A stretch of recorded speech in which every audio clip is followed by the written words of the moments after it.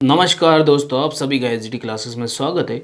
और आज के इस वीडियो में हम लोग जानेंगे फाइनेंशियल प्लानिंग बेसिक से लेके प्रॉब्लम सेट 4.8 ए तक 4.8 तक जितने भी मेरे पास स्क्रीनशॉट्स हैं, मैं सारे के सारे स्क्रीनशॉट्स आपके साथ शेयर करने जा रहा हूँ। मुझे जितना मतलब अच्छी तरह से बताने की मतलब बताना पॉसिबल है, मैं उतना अच्छी तरह से आपको बताना चाहूँगा। First, GST means goods and service tax, ये सबको पता है। ओके, ये मैं बताने की ज़रूरत नहीं। This all things are very well known to all of you. तो इसमें कुछ कैटेगरीज आती है, जैसे कि एक्साइज ड्यूटी है, सर्विस टैक्स है, कस्टम ड्यूटी है, सेंट्रल सरचार्ज एंड सेस है, वैट है, देन लग्जरी टैक्स है, एनवायरमेंटल टैक्स है, ऑक्ट्राई टैक्स है, काउंटर वैलिंग ड्यूटी है, सीवीडी बोलते हैं, स्पेशियल एडिशनल ड्यूटी बोलते हैं। तो ये कुछ कैटेगरीज है, इनके लिए हम लोग को service tax, goods and service tax देना पड़ता है। जीएसटी में जो जीएसटी का रेट बोलते हैं, तो अलग अलग कैटेगरी के गुड्स एंड सर्विस के लिए अलग अलग है। तो फर्स्ट मेरे पास आता है वो जीरो रेटेड जीएसटी आता है, मतलब rate of GST is 0%। Okay, तो 0% जितने भी गुड्स एंड सर्विसेज है, वो सारी की सारी सर्विसेज इसेंशियल कॉमोडिटीज़ में आ जाती है। ओके, गुड्स जैसे फूड ग्रेन से, फ्रूट्स है, वेजिटेबल्स है, मिल्क है, सॉल्ट है, जो भी आपके घर में जितने भी इसेंशियल चीज़ें लगती है, कि जो चीज़ें आपको बहुत ही ज़्यादा ज़रूरी है, वो सारी की सारी चीज़ें टैक्स फ्री है। ओके, मतलब 0% का मतलब no, there is no tax. Okay, no need to pay any tax on that. Service में चैरिटेबल ट्रस्ट सर्विसेज जो रहती है, जैसे वाटर सप्लाई जो रहता है, रोड्स एंड ब्रिजेस जो हम लोग यूज़ करते हैं, जैसे एजुकेशनल सर्विसेज है एंड द एजुकेशनल डिपार्टमेंट्स है and the health services. Okay, ये सारी की सारी सर्विसेज भी आपकी ये 0% जीएसटी के अंदर आती है, जहाँ पे आपको जीएसटी पे नहीं करनी पड़ती। मेरे पास सेकेंड जो कैटेगरी है, जिसमें 5% मुझे जीएसटी देना पड़ता है, इसमें गुड्स है आपके LPG, T, coffee, oil, Honey, frozen vegetables, spices, sweets. Okay, तो चलो आपको जो अभी थोड़ा थोड़ा मतलब मसाले चाहिए, कुछ ऐसे एलपीजी जो लगता है आपके घर में, लिक्विफाइड पेट्रोलियम गैस जो लगता है, टी कॉफ़ी जो आपको चाहिए, ऑयल चाहिए, हनी चाहिए, फ्रोज़न वेजिटेबल्स चाहिए, स्वीट चाहिए, स्पाइसेस चाहिए, उसके लिए आपको 5% जीएसटी देना पड़ता है। इसको बोलते हैं low rated. Okay, low rated मतलब the rate of GST is low. Okay, and services railway, bus, taxi, airport. Okay, so ये आपकी travelling services, okay, transport services, okay, and some 2 star hotels like this, restaurants. Okay, restaurant services रहेंगे, तो इनके लिए आपको 5% GST पे करनी पड़ती है। ओके, 5%। देन मेरे पास थर्ड कैटेगरी है स्टैंडर्ड रेटेड जीएसटी। ओके, जिसमें 12% आ जाती है। तो यहाँ पे स्टैंडर्ड में स्लैब 1 आता है और स्लैब 2 आता है। एक में 12% आता है और दूसरी में 18% आता है। और गुड्स, बटर, घी, ड्राई फ्रूट्स, जाम, जेली, सॉसेस, पिकल्स, मोबाइल्स, ये सब है आपके गुड्स, इसमें आ जाते हैं। सर्विसेज में प्रिंटिंग, जॉब वर्क्स जो भी रहेगी, गेस्ट हाउसेस रहेंगे, बिल्डिंग कंस्ट्रक्शन सर्विसेज रहेगी। गुड्स में अभी 18% में बात करूँगा मैं स्टैंडर्ड में, ये स्लैब सेकेंड में आता है। सो ये स्टैंडर्ड रेटेड जीएसटी। ओके, 12%। तो इसमें गुड्स मार्बल्स है, आपकी ग्रेनाइट है, परफ्यूम्स है, मेटल से, कंप्यूटर से, प्रिंटर से, इसके रिलेटेड जितने भी आपको गुड्स चाहिए, वो सारे के सारे 18% जीएसटी के अंदर आते हैं। ओके, सर्विसेज में आपके पास कुरियर सर्विस है, देन द कैंटीन सर्विस है। Okay, canteen services. Okay, then the circus है, ड्रामाज है, सिनेमा है, करेंसी एक्सचेंज है। तो ये कैंटीन जो रहती है वो आपकी आउटसाइड कैंटीन्स रहती है, जहाँ आपको इसके लिए आपको 18% जीएसटी पे करना पड़ता है। एंड हाईली रेटेड जीएसटी जिसको बोलते हैं high rated. Okay, GST rate is very high, so इसमें 28% जीएसटी देना पड़ता है। इसमें आपको लग्जरी आइटम्स जैसे कि बाइक्स, वैक्यूम से, पान मसाला है, फ्रीजर से, टोबैकोज है, जैसे कि ये जो आपको जितने भी चीज़ें, इनके लिए आपको गुड्स के लिए आपको 28% जीएसटी पे करनी पड़ती है।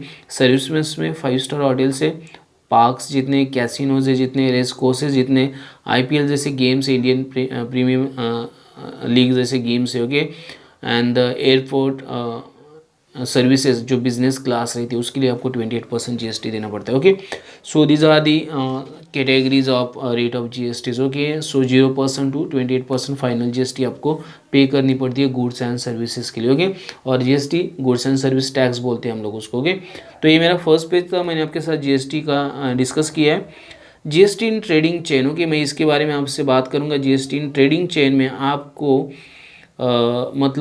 यहाँ पे एक मैन्युफैक्चरर रहता है जो बनाता है सामान, दूसरा होलसेलर एंड डिस्ट्रीब्यूटर, और डिस्ट्रीब्यूटर रहता है जो उससे खरीदता है मैन्युफैक्चर से, बाद में रिटेलर रहता है। यहाँ तक जो तीनों के तीनों है ना जीएसटी ट्रेडिंग चेन में, इनको हम लोग बिजनेस टू बिजनेस सर्विसेज बोलते हैं, बिजनेस टू बिजनेस इसको बोलते हैं जीएसटी। एंड फाइनली कंज्यूमर है, कंज्यूमर टोटल जीएसटी पे करता है, कंज्यूमर जो है टोटल जीएसटी पे करता है। Okay, so consumer finally pay the total GST. Okay, and ये it is ITC, actually ICT हो गया, आईटीसी है इनपुट टैक्स क्रेडिट। और ये तीनों के तीनों जो मेरे पास है first second third, okay, manufacturer से लेके रिटेलर तक जो भी जीएसटी पे करते हैं गवर्नमेंट को, उनके जीएसटी को बोला जाता है इनपुट टैक्स क्रेडिट। ओके, और कस्टमर जो जीएसटी पे करते हैं वो फाइनल जीएसटी रहती है, और कस्टमर के जीएसटी से इन लोगों की जीएसटी इनको कट करके मिलती है। And finally what ever the GST, main GST it is paid by the customer only. Okay, manufacturer को उसकी जीएसटी होलसेलर डिस्ट्रीब्यूटर के खरीदने पे मिल जाती है, होलसेलर डिस्ट्रीब्यूटर को उनकी उनकी जीएसटी रिटेलर के खरीदने पे मिल जाती है, और रिटेलर को उसकी जीएसटी कंज्यूमर के खरीदने पे मिल जाती है। Okay, so this is the chain actually by which the goods are sell in the market. Okay, so goods and services are just sell in the market. Okay, और provided in the market. Okay, so एक चीज़ है। उसके बाद में types of GST में आपको UT GST मतलब यूनियन टेरिटरी जीएसटी बोलते हैं, जिसको मेरे पास टाइप्स ऑफ जीएसटी है। एसजीएसटी स्टेट गवर्नमेंट जीएसटी बोलते हैं, central government GST, union territory GST, SGST CGST combined GST देती है, ताकि एसजीएसटी एंड सीजीएसटी दोनों भी सेम रेट रहते। आईजीएसटी इंटर स्टेट बिजनेस अगर करना है तो आपको इंटर स्टेट जीएसटी भी देनी पड़ती है। सो ये कुछ जीएसटी की कैटेगरीज है, union territory, state and central and inter state GST. Okay, तो आपको जिस तरह का बिजनेस है उस तरह की जीएसटी देनी पड़ती है। तो ये सारी जीएसटी की कैटेगरीज आपको याद रखनी होगी। Types of taxes under GST, ये टैक्सेस के टाइप्स है। ओके, तो इसके बाद में आपको इन्वेस्टमेंट्स में कुछ टाइप्स आ जाते हैं। उसमें मेरे पास म्यूचुअल फंड्स है, डिवेंचर्स है, बॉन्ड्स है, फिक्स डिपॉजिट है, रिकरिंग डिपॉजिट है, शेयर्स है, इंश्योरेंस है, प्रोविडेंट फंड है, ई मोबाइल प्रॉपर्टी है, ज्वेलरी है। ओके, ये सारे के सारे आपके इन्वेस्टमेंट प्लान्स है। ओके, अगर आप इन इन्वेस्टमेंट में पैसा आपका लगाते हो तो आपको मोस्टली जीएसटी नहीं पे करनी पड़ती, और इन सर्विसेज को आप जिससे भी खरीदते हो उसको आपको ब्रोकरेज बोल के जीएसटी देनी पड़ती है। ओके, उसमें जीएसटी आपको पे करनी पड़ती है। और ये सारी सर्विसेज मतलब ये सारी इन्वेस्टमेंट हम लोग सिस्टमेटिक इन्वेस्टमेंट प्लान में इनको काउंट करते हैं, और आपको सिस्टमेटिक इन्वेस्टमेंट प्लान बनाना पड़ता है ताकि आपका भविष्य अच्छा रहे। अभी मेरे पास शेयर्स है, शेयर होल्डर से share exchange, stock exchange. Okay, shares जो रहता है स्मॉलेस्ट यूनिट ऑफ कैपिटल रहता है, और इस शेयर को जो खरीदता है उसको बोलते हैं शेयर होल्डर बोलते हैं। शेयर एक्सचेंज हम लोग करते हैं जब खरीदते हैं या बेचते हैं उसको शेयर एक्सचेंज बोला जाता है। स्टॉक एक्सचेंज ऐसी एक मार्केट रहती है जहाँ पे शेयर्स को खरीदा या बेचा जाता है। मेरे पास शेयर्स के दो तरह के वैल्यूज़ होते हैं, एक एफसी इसको बोलते हैं फेस वैल्यू, और एक एमयू। ओके, इसको बोलते हैं मार्केट वैल्यू। ओके, तो ये सारी टर्म्स है आपकी शेयर से रिलेटेड। ओके, ये सारी टर्म्स आपको इस लेसन में पढ़नी पड़ेगी, तो आपको इसका नॉलेज मिल जाएगा। अभी मैं बताता हूँ डिविडेंड जो रहता है, रेट ऑफ डिविडेंड। ओके, जो आपको दिया जाता है शेयर्स के ऊपर। बीएसई बोलते हैं बॉम्बे स्टॉक एक्सचेंज बोलते हैं, एनएसई बोलते हैं नेशनल स्टॉक एक्सचेंज। इंडाइसेस जो रहते हैं सेंसेक्स और निफ्टी, ये दोनों से रिलेटेड है, और ये हम लोग को शेयर्स के बाजार भाव के बारे में बताते हो कि either the rate of share is increases और decreases. You will know about all this things by this two type of indices Sensex and Nifty. Okay, so comparison of F and M हम लोग कर लेंगे। यहाँ पे कंपैरिजन करनी है हम लोग को, तो मान लो शेयर सेट प्रीमियम रहेगा तो एम जो रहती है आपकी वो एफ से ज़्यादा रहती है। प्रीमियम मतलब फ़ायदा यहाँ पे होता है। शेयर सेट पार रहेगी तो दोनों की वैल्यू सेम रहती है, एम एंड एफ क्योंकि market value and face value. And share set discount रहेगा तो F it is greater than M. Okay, and rate of return हम लोग को इन्हीं वैल्यूज से निकालना पड़ता है। वो कैसे निकालना है मैं आगे आपको बताता हूँ। ओके, सो एक टॉपिक था मेरे पास अभी शेयर्स। शेयर ब्रोकर्स रहते हैं उनको ब्रोकरेज देना पड़ता है, जीएसटी वन ब्रोकरेज सर्विसेज देनी पड़ती है। म्यूचुअल फंड एक कैटेगरी है जिसमें हम एसेट मैनेजमेंट कंपनी जो है म्यूचुअल फंड्स को मतलब चलाती है, मतलब इसकी कलेक्शन करती है और ये सर्विसेज प्रोवाइड करती है। नैव बोलते हैं हम लोग जिसको नेट एसेट वैल्यू रहती है, और उसी को एक यूनिट बोला जाता है म्यूचुअल फंड्स में। NAV of one unit into number of units हमको टोटल म्यूचुअल फंड की वैल्यू मिल जाती है। ओके, यहाँ पे आपको कुछ कैटेगरीज के म्यूचुअल फंड्स रहते हैं, इक्विटी, डेब्ट एंड द बैलेंस। ओके, ये इनके टाइप्स है म्यूचुअल फंड्स की। ओके, तो ये सारी जो चीज़ें आपकी म्यूचुअल फंड्स में आ जाती है। और शेयर्स एंड शेयर ब्रोकर्स जो रहते हैं आपके शेयर्स को बेचते या खरीदते टाइम जो आपके बीच में रहते हैं वो शेयर होल्डर के बीच और परचेस और सेल करने वाले के बीच रहते हैं, उनको बोलते हैं ब्रोकर। ओके, ब्रोकर ब्रोकरेज का चार्ज लेते हैं, उनको आपको ब्रोकरेज चार्ज देना पड़ता है, तभी जाके आप आपके शेयर्स मार्केट में बेच सकते हो। Okay, so these are the some basic points which are given in this lesson and now we are going towards the practice sets and problem set. Okay, तो मेरे पास फर्स्ट प्रैक्टिस सेट था 4.1 जिसमें मुझे दो प्रॉब्लम्स दिए थे। मुझे rate of GST दिया था, रेट ऑफ सीजीएसटी निकालना था, रेट ऑफ एसजीएसटी निकालना था। तो मैं आपको बता दूं यहाँ पे therefore rate of CGST rate of CGST is equal to rate of SGST. तो एक चीज़ क्लियर कट आपको मैं यहाँ पे बता देता हूँ, rate of GST 12%, rate of CGST उसके हाफ रहता है, रेट ऑफ एसजीएसटी भी सीजीएसटी के इतना ही रहता है। तो जो जीएसटी रहती है total GST it is gets distributed among the CGST and SGST. Okay, ये आपको यहाँ पे करना है और कुछ भी नहीं करना है, तो आपको आपका सोल्यूशन मिल जाता है। ओके, सेकेंड प्रॉब्लम की तरफ बढ़ते हैं हम लोग। इसमें भी मुझे रेट ऑफ सीजीएसटी दिया है तो रेट ऑफ एसजीएसटी दिया है तो रेट ऑफ सीजीएसटी दिया है तो एसजीएसटी भी उतना ही रहेगा। और इन दोनों को मैं कंबाइन कर दूँ तो रेट ऑफ जीएसटी मुझे मिल जाता है, नहीं तो 2 से मल्टीप्लाई कर दूँ। ओके, चलेगा, no problem, there is no issue. Okay, so you have to use this formulas to find out the solution of such type of problem. This problems may be asked for the 1 or 2 marks in examination. Okay, now come to the third problem. MS real paint, okay, the company name. और real paint की एक company है, उनके पास एक company में एक real paint का डिब्बा है, उसको 2800 को बेच दिया, 2 डिब्बों 5600 को बेचा। उसके ऊपर amount of GST taxable value rate of GST निकाल दे। तो टैक्सेबल वैल्यू था उसका यहाँ पे 28% टैक्स है उसका। Okay, taxable value to rate of GST. तो मुझे जीएसटी कितनी भरनी है 15,680। ओके, 1568। ओके, तो ये मेरा जीएसटी आ जाता है यहाँ पे, तो उसका हाफ सीजीएसटी हाफ एसजीएसटी आ जाएगा और मैं इसका इस तरह से कैलकुलेशन करके इसको फाइंड आउट कर सकता हूँ। तो ये था मेरा प्रॉब्लम नंबर 3 जिसको मैंने आपके साथ यहाँ पे डिस्कस किया। These are only screenshots, you can see it very clearly what is given in this problem, so at least you will get idea how to solve these problems. Okay, so come to the next problem. So the taxable value of wristwatch, okay, belt is rupees 586. okay, ये दिया है मुझे। सो आपको खाली formulas use करना है। Okay, 80% है GST rate, price of belt for the customer निकालना है, द टैक्सेबल वैल्यू दिया है मुझे, रेट ऑफ जीएसटी दिया है। तो चलो रेट ऑफ जीएसटी के बाद अमाउंट ऑफ जीएसटी आप लोग को निकालना है, तो ये फॉर्मूला आप यूज़ करो, यहाँ पे अमाउंट ऑफ जीएसटी मिल जाएगा आपको। And then you have to move towards the next. Okay, the price of bill taxable value plus GST combine कर दी मैंने, तो मुझे 691 मिली। तो ये प्राइस बिल्ड की जो थी कस्टमर ने पे की थी। Okay, the price of build for the customer is rupees 691.48। Okay, तो इस तरह से आपको इसको कैलकुलेट करना पड़ेगा, ये बहुत ही ईजी आप कर दोगे इसको। ओके, तो ये प्रॉब्लम नंबर 4 था। 5 की तरफ बढ़ते। तो टोटल वैल्यू दिया है मुझे विद जीएसटी दिया है रिमोट कंट्रोल टॉय कार की, और उसका amount 1770, rate of GST 18% on toys, find taxable value CGST HGST सब निकालना है मेरे को यहाँ पे। तो जो दिया है मैंने, जहाँ पे आपको टैक्सेबल वैल्यू नहीं दिया जाएगा वहाँ पे एक्स कंसीडर कर लो आप, it is taxable. Then amount of GST आपको इस तरह से निकालनी है, taxable value plus into rate of GST, और टोटल वैल्यू आपको amount of GST plus taxable value, ये फॉर्मूला यूज़ करना है।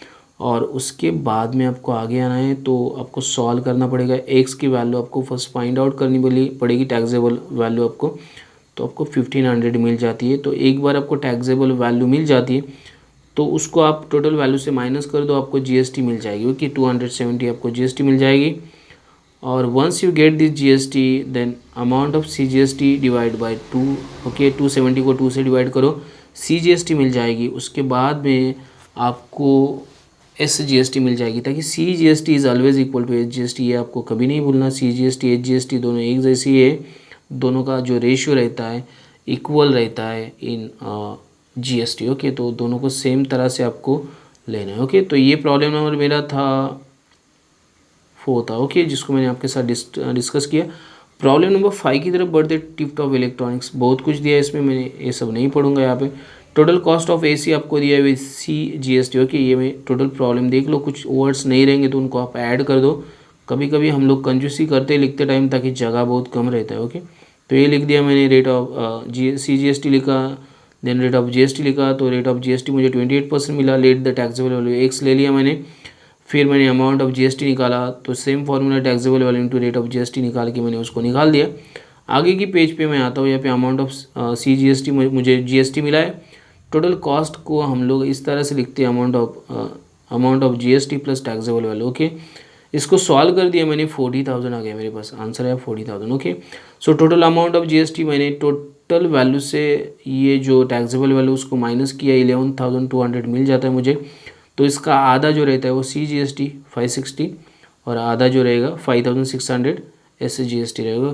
तो इस तरह से मुझे सॉल्व करना है। खाली मैं आपको ये स्क्रीनशॉट बताता हूँ ताकि ये जो स्क्रीनशॉट से बहुत ईजीली आपके दिमाग में आ जाएंगे, इसलिए मैं शेयर कर रहा हूँ। ओके, तो ये था मेरा प्रॉब्लम नंबर 6-7 की तरफ बढ़ते। Prasad purchase. Okay, so you can see this all things. Washing machine purchase given, discount 5%, discount amount निकाली, तो price of washing machine after 5% discount निकाल दिया मैंने यहाँ पे। ये सारी चीज़ें देख लो आप चाहे तो एक बार। ओके, ये था, ये किया, ये किया, ये किया। ओके, तो ये मिलने के बाद मैं आगे के तरफ बढ़ता हूँ। तो रेट ऑफ GST मेरे पास है यहाँ पे, रेट ऑफ GST जो मेरे पास था 28% मैंने यूज़ किया, वो निकला 10,640 on the taxable value. Okay, and finally I got this total amount of with GST। Okay, तो मुझे टोटल अमाउंट मिल जाती है 48640। ओके, ये मिल जाती है मुझे। तो अमाउंट ऑफ CGST निकालता हूँ, अमाउंट ऑफ SGST निकालता हूँ, यहाँ पे मेरा क्वेश्चन ख़त्म हो जाता है। तो चलो आगे की प्रॉब्लम की तरफ बढ़ते हैं हम लोग। ओके, 7 का मैंने 2 टाइम लिया तो एक ही बार लेंगे हम लोग। Then practice set 4.2। Okay, I think only 7 problems are there in the practice set 4.1। 4.2 में आते हैं हम लोग। यहाँ पे हम लोग इनपुट टैक्स क्रेडिट यूज़ करते हैं, जो टैक्स फर्स्ट ट्रेडर बोलते हैं हम लोग, जिसको होलसेलर बोलते हैं, मैन्युफैक्चरर है जो भरता है उसको बोलते हैं input tax credit, ITC input tax credit. Okay, and output tax जो दूसरे से वो वसूल कर देता है। ओके, तो टैक्सेबल GST मतलब GST पेएबल रहता है, दोनों का subtraction output tax minus ITC करना पड़ता है। So GST payable for Chetna stores आप निकाल दो, पहले निकाल दिया मैंने इसको। उसके बाद में आपको कुछ भी नहीं करना है, उसको इतना ही प्रॉब्लम है। यहाँ पे भी आपको सेम करना है।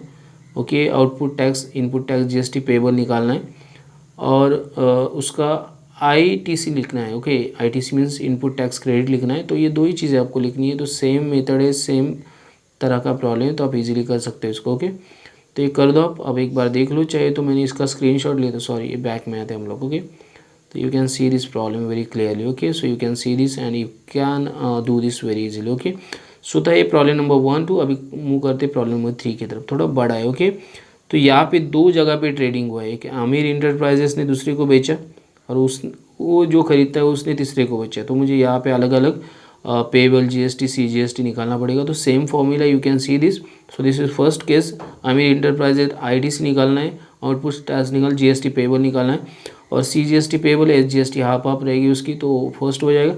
बाद में अकबरी ब्रोज, आपको ये अकबरी ब्रोज का देखना है, उन्होंने क्या किया था, इनपुट टैक्स क्रेडिट उनका देख लो, आउटपुट टैक्स देख लो, फिर उसका डिफरेंस निकाल दो, CGST पेएबल निकाल दो, सब निकाल दो and finally you right the final solution. Okay, in this वे। तो ये फाइनल सॉल्यूशन आपको इस तरह से लिख देने हैं और इसमें कुछ भी नहीं आपको करना है। ओके, तो ये था आपका नेक्स्ट। ओके, तो ये क्वेश्चन नंबर हमारा था 4, इसको 3 थर्ड क्वेश्चन, उसको सॉल्व किया हम लोगों ने, यहाँ पे देख लिया कैसे कैसे किया है।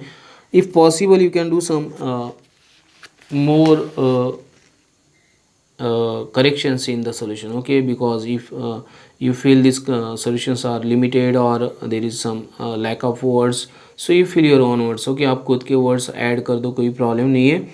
मैं खाली आपके साथ इसलिए शेयर कर रहा हूँ ताकि आपको कुछ नॉलेज मिल जाए। Purchase amount of gas cylinder. Okay, तो ये परचेस अमाउंट दिया आपको। ओके, देन उसके ऊपर GST पेड 5% निकाल दिया मैंने यहाँ पे। ओके, ये दोनों होने के बाद मैं नीचे आ जाता हूँ।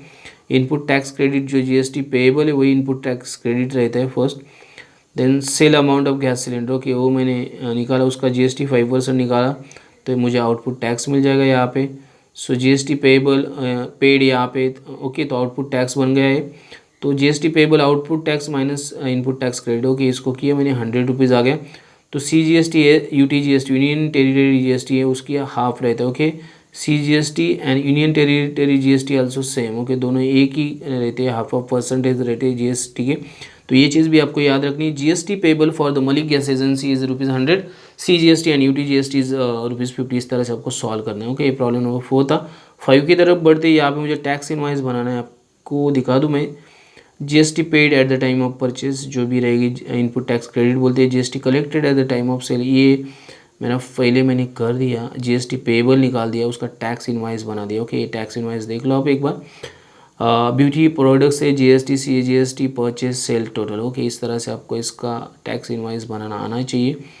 और भी इसमें कुछ रहेगा तो आप प्लीज़ उसको ऐड करके उसको लिख दो। ओके, तो ये था मेरा प्रॉब्लम नंबर, ओके, एक प्रॉब्लम था ये मेरा 5। अभी 6 प्रॉब्लम की तरफ बढ़ते हैं। ओके, तो इसमें मैंने कुछ वर्ड्स नहीं लिखे। ओके, एक फॉर्मेट दिया था मुझे और उसका टैक्स इनवाइस बनाना है मुझे। Prepare business to customer tax invoice. Okay, तो मुझे रेट दिया है यहाँ पे, आप देख लो रेट दिया मुझे यहाँ पे 200, then the 12% rate of GST।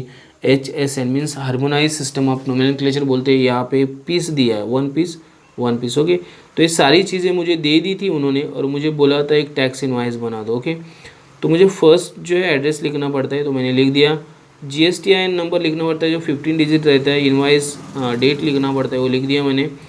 और उसके बाद में मुझे उसका एक टैक्स इनवाइस इस तरह से बना देना है। ओके, तो आप इसको करके देख लो। R for rate and T for tax. Okay, so rate of tax and this is the tax, how much tax means amount of tax. Okay, तो ये सब आपको इस तरह से बनाना है। आप इससे भी अच्छा लिख सकते हो and you will try. Okay, so this is the problem number, okay, 6. now move to the problem number 7. okay, तो प्रॉब्लम नंबर 7 की तरफ बढ़ते। इसमें मैंने बहुत कुछ चीज़ें लिखी नहीं। ओके, बिजनेस टू बिजनेस मुझे एक टैक्स इनवाइस बनाना है। सप्लायर रिसिपेंट है और दोनों को जितने मतलब सप्लायर ने कितने दे दिए, मतलब बॉक्सेस ये सब दिए, pencil box and zag saw puzzles. Okay, और उनके HSN नंबर दिए मेरे पास, GST का रेट दिया है और मुझे बनाना है इसका टैक्स इनवाइस। ओके, तो मुझे दोनों के एड्रेस, सप्लायर एंड रिसीवर के एड्रेस यहाँ पे डालने पड़ते हैं, तो मैंने वो दोनों डाल दिए। यहाँ पे GSTIN नंबर लिखा, टैक्स इनवाइस डेट लिख दिया और फाइनली मैंने बनाया इसका टैक्स इनवाइस। अब देख लो इसको, तो serial number, HSN code, the product name, the quantity, the rate, taxable value, CGST, HGST total. Okay, तो इसी फॉर्मेट से आपको बनाना है and you will try to do better than this and do the proper practice of all this question. Okay, question number मेरा था okay, last question था I think 7। Now move to the practice set 4.3 from the financial planning. यहाँ पे मैं discuss करता हूँ मेरे पास FV, MV and shares. Okay, shares, तो ये कंप्लीट द टेबल देख लो आप। Share number, serial number 1 2 3, FV shares is at and MV okay at par है, तो दोनों का वैल्यू सेम रहता है, मुझे पता है एक्चुअली, फिर भी मैं आपको बताता हूँ। प्रीमियम रहेगा तो दोनों ऐड कर देते FV और प्रीमियम को, तो मुझे MV मिल जाती है। डिस्काउंट रहेगा तो मेरा जो डिस्काउंट है वो मैं FV से माइनस करता हूँ तो मुझे MV मिल जाती है। ओके, तो ये फर्स्ट मुझे फिल इन द ब्लैंक्स का था जिसको मैंने यहाँ पे आपके साथ भर के दिखाया है, बहुत easy. Okay, so come to the next question. तो Amul purchase, okay, mister Amul purchase 50 shares of face value. Okay, आपको जो भी दिया रहेगा ना, given, you write in perfect way. Okay, this is given. अभी मैं एक और चीज़ बोलता हूँ, डिविडेंड पर शेयर, इसमें हम लोग खाली FV का यूज़ करते हैं। किसका यूज़ करते हैं? FV। Okay, and total dividend, total number of shares and the dividend per share निकाल के, टोटल इन्वेस्टमेंट हम लोग इसमें MV का यूज़ करते हैं नंबर ऑफ शेयर्स को लेके। एंड मुझे जो rate of return, total dividend received रहता है एक्चुअली, ये total dividend received and total investment okay into 100 करना है, मुझे रेट ऑफ रिटर्न मिलता है 25%। ओके, इस तरह से इसको कैलकुलेट करना है। तो ये था मेरा problem number 1 and 2 from the practice set 4.3। Now come to the next problem, problem number 3। Okay, same है, हर एक चीज़ सेम है। आपको एक बार मैं दिखा दूँ, आपको each and everything is given और आपको फाइंड इस टोटल इन्वेस्टमेंट करना है। तो एक एक की इन्वेस्टमेंट निकालते चलो। पहले मैंने इसकी निकाली, सेम फॉर्मूला है टोटल इन्वेस्टमेंट के लिए। तो चलो इसको निकालने के बाद मैं सेकंड कंपनी की निकालता हूँ। तो सेकंड कंपनी की निकाली, सेम फॉर्मूला मेरे पास। बाद में मैं थर्ड कंपनी का निकालता हूँ, थर्ड कंपनी की निकाल दी मैंने, जो भी आती हो, एंड उसको टोटल को ऐड कर देता हूँ तीनों के कंपनी का, तो मुझे टोटल इन्वेस्टमेंट अब जो से मिल जाती है। ओके, तो इस तरह से इसको सॉल्व करना है, बहुत ईजी, आप इजीली कर सकते हो। ओके, तो देख लो किस तरह मैंने किया है। यहाँ पे you can see this, then problem number 4, Shrimati Deshpande purchase shares of, okay. सब चीज़ें आपको दी है मैंने, जो फॉर्मूलेज है वो खाली आपको यहाँ पे प्रीमियम दिया रहेगा तो उसको एफ में ऐड करो, एम मिल जाता है। टोटल इन्वेस्टमेंट आपको दिया है, number of shares total investment upon M, आपको ये फॉर्मूला हमेशा याद रखो, this is permanent formula, okay. So you will get the number of shares 800, okay. तो कितने शेयर्स उसने खरीदे थे, 800 आपको मिल जाएगा, ओके। तो ये था प्रॉब्लम नंबर 4 जिसको सॉल्व किया। चलो अभी प्रॉब्लम नंबर 5 की तरफ बढ़ते। सेम प्रॉब्लम है, नंबर ऑफ शेयर से F U M U total investment निकाल दी मैंने यहाँ पे, डिविडेंड पर शेयर निकाल, टोटल डिविडेंड निकाल दिया, रेट ऑफ रिटर्न का फॉर्मूला यूज़ किया यहाँ पे, वैल्यूज़ को पुट किया, 5.83% रेट ऑफ रिटर्न मुझे मिल जाता है, and you have to solve like this, okay. So this is problem number 5। Now come to the problem number 6, okay. If the face value of both the shares is same, okay. यहाँ पे आपको कुछ consider करना है, let the F E for the both shares both the companies भी ₹10 and total investment 96, okay. तो ये मेरा जो है यहाँ पे ये मुझे एम भी दिया है, दोनों को मैं मल्टीप्लाई करके मुझे ये वैल्यू मिलेगा, उसको मैं टोटल इन्वेस्टमेंट बोलता हूँ, दोनों के लिए कॉमन, ओके। तो फर्स्ट में ए का कर देता हूँ, तो मुझे 1.6 डिविडेंड पर शेयर आता है। उसके बाद में मैंने यहाँ पे डिविडेंड टोटल डिविडेंड निकाला था यहाँ पे, उसके बाद में रेट ऑफ रिटर्न निकाल दिया। तो ये सारी चीज़ें आपको करनी है तो कर दो और उसको कंपेयर कर दो, ओके।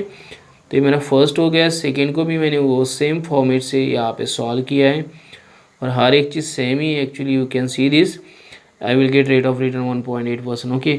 और जिसका रेट ऑफ रिटर्न ज़्यादा है वो ज़्यादा प्रॉफिटेबल रहेगा, डिविडेंड जिसका ज़्यादा है वो ज़्यादा प्रॉफिटेबल रहेगा, आपको कंपेयर करना है। So the investment in company is more profitable, क्यों ए मैं बता दूँ, वहाँ पे 2% रेट ऑफ रिटर्न है, यहाँ पे 1.8% आता है, और वहाँ पे टोटल डिविडेंड मुझे ज़्यादा मिलता है 192 और यहाँ पे मुझे 160 मिलता है। तो यही रीज़न है कौन सी कंपनी ज़्यादा प्रॉफिटेबल है, ए कंपनी इज़ मोर प्रॉफिटेबल। इस तरह से आपको सॉल्व करना है। बाद में प्रैक्टिस सेट 4.4 की तरफ आते हैं। मार्केट वैल्यू, यहाँ पे आपको ब्रोकरेज के बारे में दिया है, सब दिया है, everything is very clear, you can see this, okay. तो ब्रोकरेज रेट दिया है, मार्केट वैल्यू ऑफ शेयर दिए, ब्रोकरेज रेट ये करो, ब्रोकरेज निकालो, उसके ऊपर का रेट आपको ब्रोकरेज का इसमें ऐड करना है एमयू के अंदर, तो परचेस वैल्यू आपको मिल जाती है, okay. So you have to do like this, ये आपको निकाला, ये निकाला और फाइनली ये आपको मिल गया, ओके। तो ये था मेरा problem number 1 from the practice set 4.4, okay. और ये सेम है प्रॉब्लम नंबर 2, ब्रोकरेज यहाँ पे मैंने दिया, मुझे सेल करना है, the amount receive after the sale of the share, okay, M U minus brokerage, okay.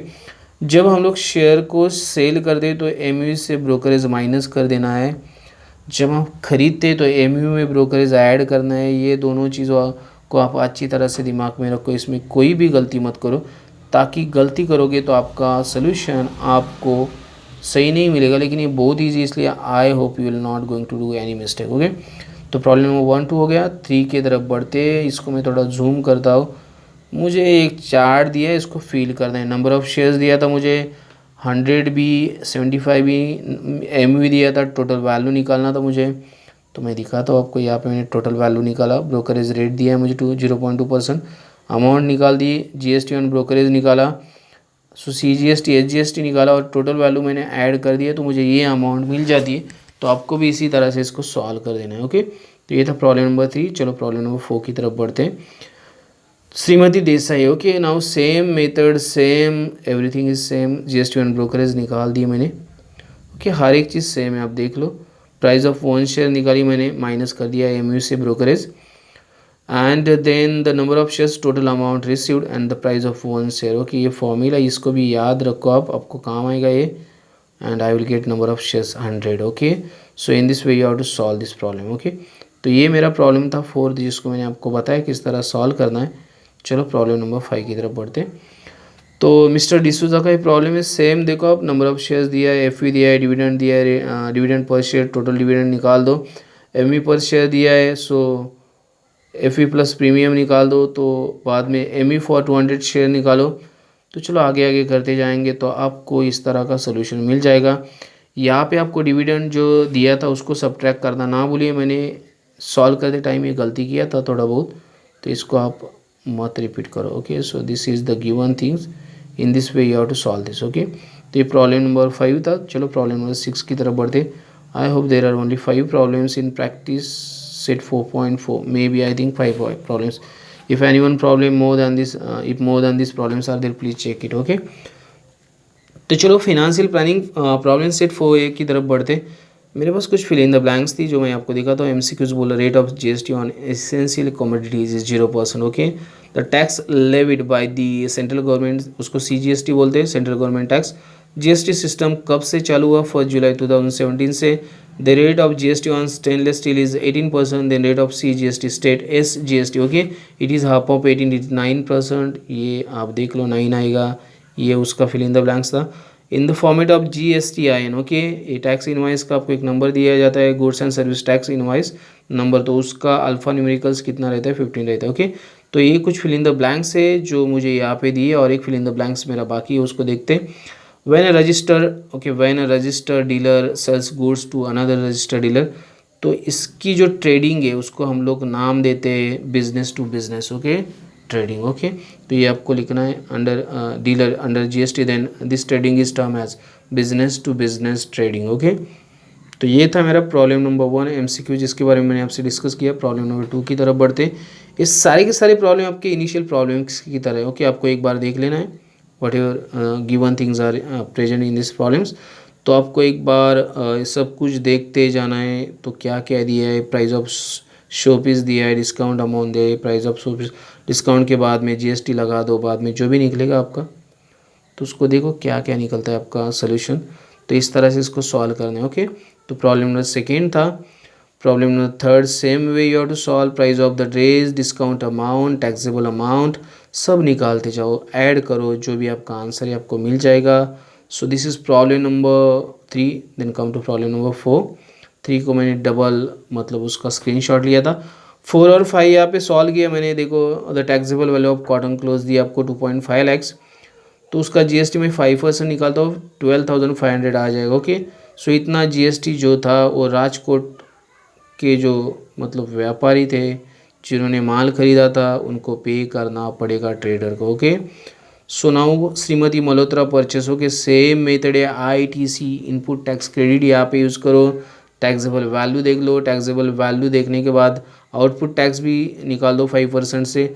GST payable आपको हमेशा की तरह फॉर्मूला यूज़ करना है, output tax minus input tax credit. Okay, तो आपको आपकी GST पेएबल मिल जाएगी। ओके, सो ये था problem number 4 and 5. Okay, problem number 4 and 5, sorry, this is okay, problem number 4 and 5. Okay, so now we'll see the next problems.